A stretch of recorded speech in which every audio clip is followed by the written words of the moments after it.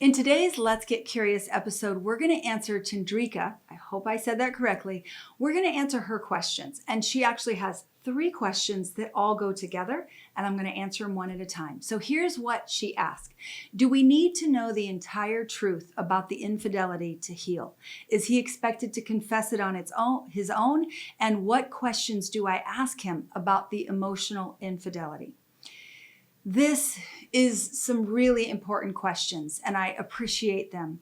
And I want to take this slowly. And if you have ever walked through infidelity, whether it's emotional, physical, or financial, sexual betrayal, it is extremely painful, and it is really it's hard work to recover. But if you can recover and you can heal, your marriage can be stronger than it ever was before. So I appreciate these questions, and let's jump in. So the first one is, does he need to say the entire truth? Now, I'm going to encourage this for both of you. My answer is yes. Yes, because what's happened is there is a significant break in the foundation of trust in your relationship. And in order for that foundation of trust to heal for both of you, it doesn't matter who broke it, the foundation of trust is broken. If you are the one who created the break, you don't trust yourself. And if you are the one who it was broken too, you don't trust yourself either, and you don't trust your spouse. And if you're the one who broke it, you don't trust your spouse either, because you would have communicated to them the problems that were bringing you to get to the point of bitterness and resentment that brought you to break it. So both of you, it is vitally important for your own healing to be able to show up in the relationship newly so the relationship can heal, that the entire truth is told. Now, when my husband confessed his infidelity, we happened to get counsel, and it was valuable. I believe this counsel changed the whole trajectory for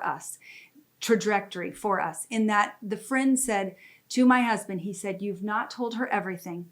And if you have any hope of this marriage surviving, you must tell her everything." And he said to me, "What is it that you need?" And those 2 questions set both of my husband and I on a path of healing. So my husband had no idea what was going to happen when he began to share everything. And when he shared everything, it didn't come all at once. His conscience had been so seared that he didn't even realize he wasn't telling me the whole truth. He felt he had. But as he sat with it and he let his body know, let his conscience know, I want to tell my wife the whole truth. Then as he slept, he would wake up and he would remember things he hadn't told me.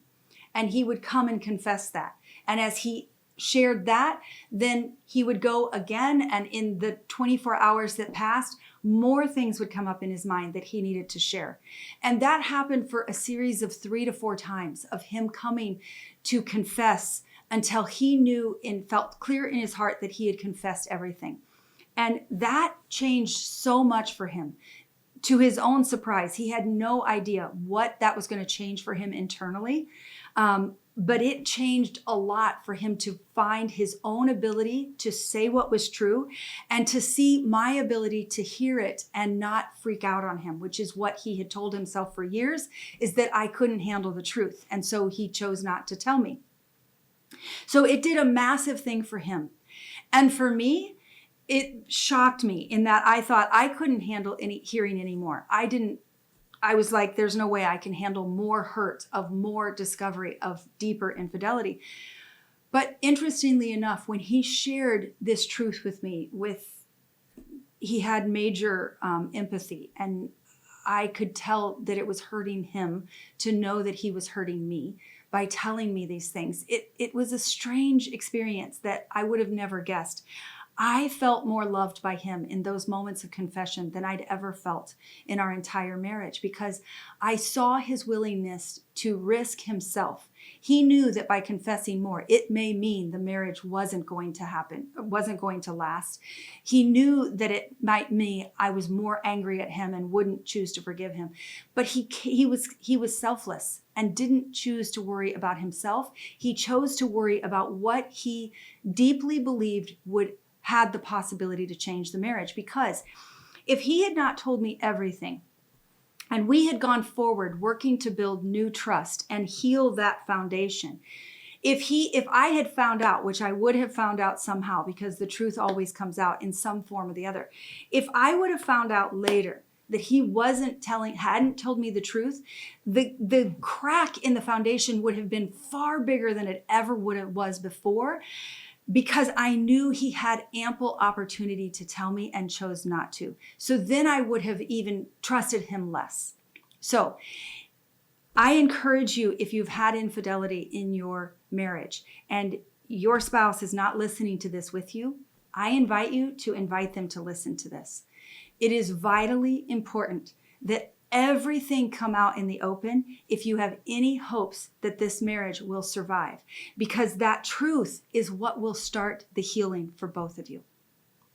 Now, the next question that she asked is, does he need to confess on his own? Well, I mean, ultimately, if you carry on with the first advice that I offered, then yes, it will be their own confession. And that is important for them and for you. And what questions do you need to ask is the third part of your question. And this is very, very important, because when that friend asked me, what did I need? It brought me to begin to step out of layers of codependency that I hadn't realized I had, where I hadn't been willing to listen to my gut and I hadn't been willing to trust my intuition. And long before the infidelity ever happened, there were questions I wanted to ask that I told myself I couldn't ask. I told myself they were too much.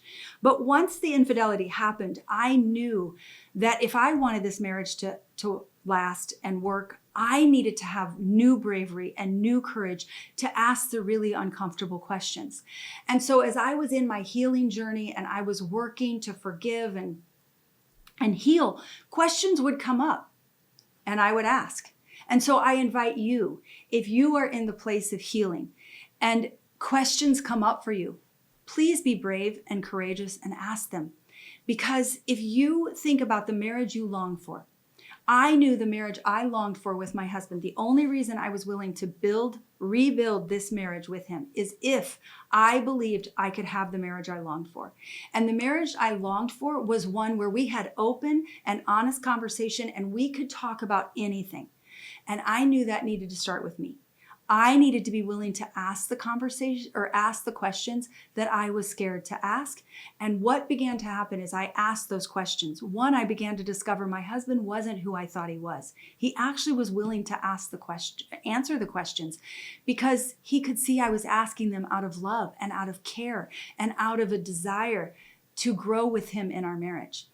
And I also found out that many times the questions I answered were exactly what both of us needed to think about and to talk about in order to begin to have so many of the conversations we hadn't been willing to have that had led to the infidelity. So I hope this is helpful for you. If it is, would you please give it a thumbs up and let me know that? And if you have questions, if you are listening to this and you have questions that you want to ask me as a marriage coach, please leave them in the comments below and let me know what you're taking out of this video. Thanks so much for joining me.